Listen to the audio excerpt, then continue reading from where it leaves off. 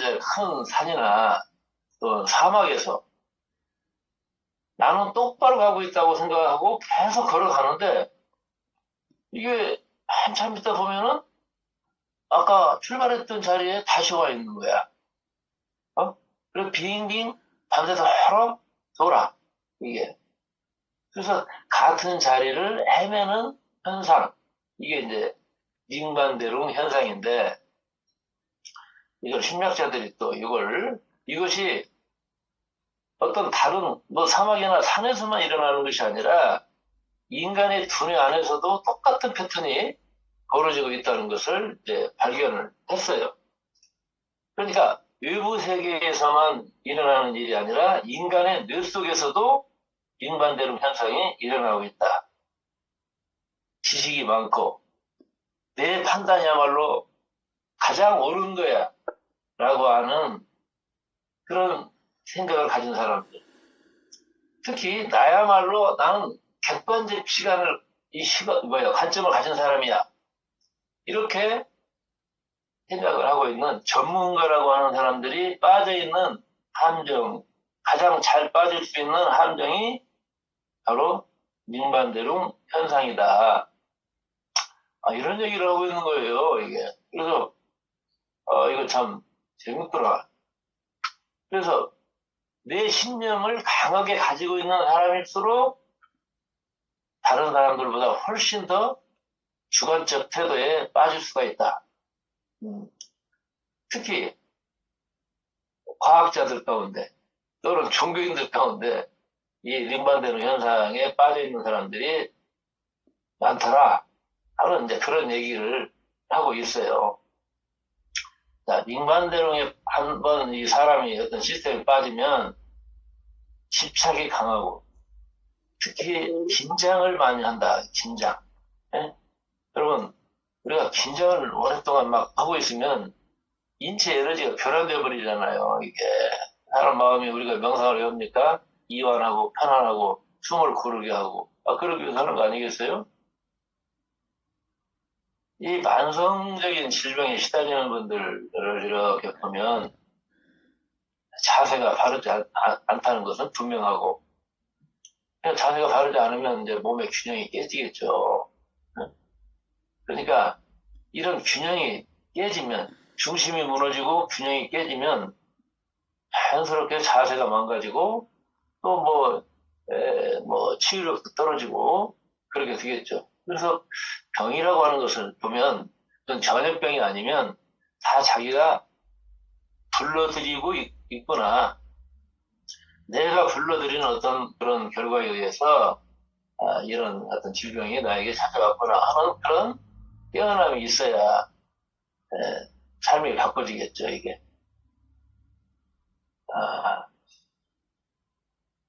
자, 뇌는 두꺼운 뼈로 이렇게 보호를 받고 있어요. 그런데 뇌 속에서 우리가 곤충을 보면 더듬이가 있지 않습니까? 그 더듬이처럼 밖으로 나온 뇌가 우리 눈이라고 얘기를 합니다. 그래서 이 시신경, 눈을 통해서 바라보는 어떤 시스템을 움직이는 그 시신경은 눈 뒤쪽에 있는 이 망막세포하고 직접 연결이 되어 있는데 뇌에서 나오는 신경이 12가닥이라고 그래요. 12가닥. 근데 12개의 뇌신경 중에서 절반, 6개가 눈을 관장하고 그래서 우리가 무엇인가를 바라보고 눈동자를 움직이고 눈꺼풀을 움직이고 특히 감각 정보를 이렇게 인식하는 것 이런 활동이 이제 가능하게 하는 것이죠. 자, 우리가 어떤 말을 해요. 행동을 합니다. 그러면 생각이 작동하잖아요. 근데 이 시신경의 68%가 우리가 뭔가 이렇게 받아들이는 모든 정보의 68%가 시각 정보라는 거예요. 시각 정보. 그러니까 이 눈이 얼마나 참 중요한 겁니까, 이게? 그래서 이 뇌에서 보는 기능을 맡는 것이 이 후두의 뒤통수에 있어요. 뒤통수에. 그러면 눈하고 이 죽복지와의 어떤 그 거리가 있지 않습니까, 이게? 예? 우리가 뭔가를 지금 보고 있어요. 보는 순간 이 시각 중추까지 이렇게 가려고 하면 건너가는 거리가 있단 말이죠, 이게. 우리가 뇌에서 이제 뭔가 손상이 생기잖아요. 그러면 바로 그 손상이 될 때, 그, 어느 부위를 다치느냐에 따라서 시각이 보여지는 것도 달라져요, 이게. 예. 그러니까 왼쪽 그 뇌를 다치게 되면은 바라보는 사물의 위쪽이 잘 안 보이게 돼 있어요, 이게. 자, 이 시신경이 가장 눈에서 먼 뒤통수에 이 자리를 하고 있다는 것. 그래서 왜 그럴까? 이 머리 앞쪽을 많이 다치잖아요. 그런데 머리 뒤쪽이 앞쪽보다는 좀 더 안전할 것 같아, 이게. 부상을 입을 확률이 낮기 때문에 여덟 개의 이 머리뼈가 이 조합이 된 것이 우리 이 머리거든요, 이게. 그래서 가장 단단하고 충격에 강한 뼈가 이 뒤통수 뼈예요. 그러니까 이 인간이 만들어질 때 그런 부분까지 뭐 고려를 해서 가장 소중한 이 시신경의 핵심을 이 뒷꼭지 쪽으로, 안전한 쪽으로 이렇게 옮겨놓은 것이 아닐까. 이게 아마 우리 인체에, 우리 두뇌에 놀라운 뭔가 신비 가운데 하나가 아닐까. 뭐 이런 생각을 해봅니다. 그래서 내가 심하게 손상이 되더라도 이 시력만큼은 보호를 해야 되겠다 하는 그런 어떤 이 인체의 설계, 이것이 참 모묘하구나 이런 생각을 해봅니다. 자, 눈은 인간의 블랙박스입니다. 영혼의 지도예요. 그래서 이 눈을 이렇게 이제 그 저도 이제 그 가지고 있으니까는 돋보기 좀 배율이 좋은 돋보기로 눈동자를 딱 보면 24장기의 센터가 다 나눠져 있어요. 그래서 어떤 심하게 패인 그런 막 상처? 막 이런 것들이 이렇게 딱 보입니다. 그러면 이제 이게 예를 들어 얘기하면 9시 방향에 그게 있다. 그 부분이 소장 부분이거든요. 소장은 어머니와의 관계예요, 이게. 어머니와의 관계. 그래서 그 사람의 어머니와의 관계라든지 소장과 연관된 그런 시스템이 큰 손상을 입었거나. 근데 동자의 가장 가까운 쪽에 있다면 이것은 이번생의 것이 아니에요. 이건 이제 가져온 거죠, 이게. 그 다음에 이제 머리, 가슴, 배. 이렇게 칸을 나누어서 볼 수가 있어요. 그래서, 눈동자는 정말 인간의 블랙박스예요. 그 사람의 모든 정보가 눈 속에 다 기록이 되어 있어요. 이것은 인간만 그런 건 아니고요. 고양이도 그렇습니다. 고양이도. 그래서 이렇게 동물들도,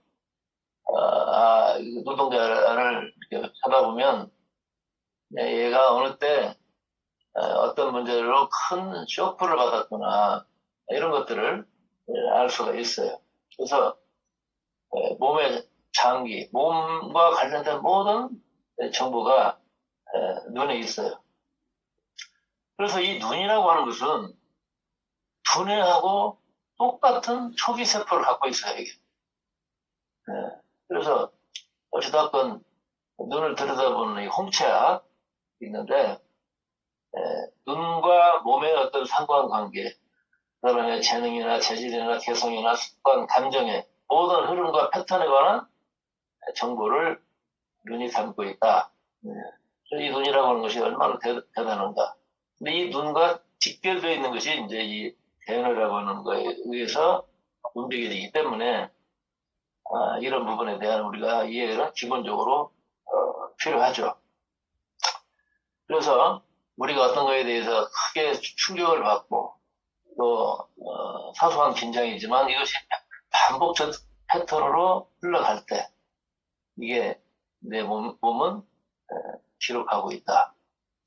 사라지는 건 없습니다. 이게. 그래서 내가 그동안 살아오면서 어떤 충격과 긴장을 가지고 있는지, 어떤 부정적인 에너지가 내 안에 이렇게 켜켜이 쌓여 있는지, 그리고 그것들이 나에게 어떤 뭔가 시스템으로 그것이 질병으로 나타나든지, 아니면 트라우마로 나타나든지 하는 것들을 다 우리 몸은 기억하고 있다는 걸 여러분들은 이해하실 필요가 있겠고요. 특히 태아 때 또는 어린 시절에 무의식적으로 그것도 아무 저항할 수 없는 그런 상황에서 받아들일 수밖에 없었던 그런 상처들, 그런 고통의 경험이 그 사람에게 알 수 없는 많은 긴장을 그냥 일으키는 그런 부분들, 그리고 신경계의 통로를 막게 하는, 그래서 그 사람이 누릴 수 있는 어떤 이 자유나 사랑을 찾아가는 데 있어서 크게 장애물로 작동되고 있는 이런 이해들을 하실 필요가 있는데, 그래서 저는 이 태교야말로 정말 중요하다. 태교. 그리고 그 수태의 과정 속에서 아이를 갖는 정말 맑은 정신으로 준비하고 하는 그런 그 작업이 정말 필요한 거예요. 이게 이런 아주 괴물 같은 사람들이 많이 있어요. 응? 이 사이코패스들이 많이 있어요. 어떻게 그냥 손 쓸 수 없는 사람들이 있다고요.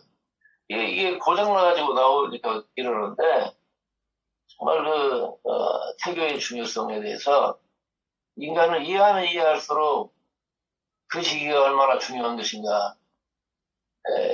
이 시대의 남자와 여자들이 그냥 적당히 만들어내고 적당히, 이런 그런 출산의 과정들을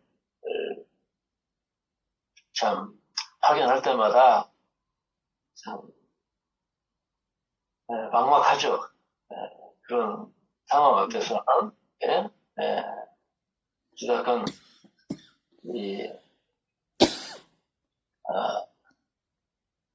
나 자신을 이해한다는 거, 이건 책매권으로 되어지는 얘기가 아니고 내 몸이 간직하고 있는 그런 어떤 그 정보들을 이해하는 것이 더 중요하다. 저는 그런 생각을 갖고 있습니다.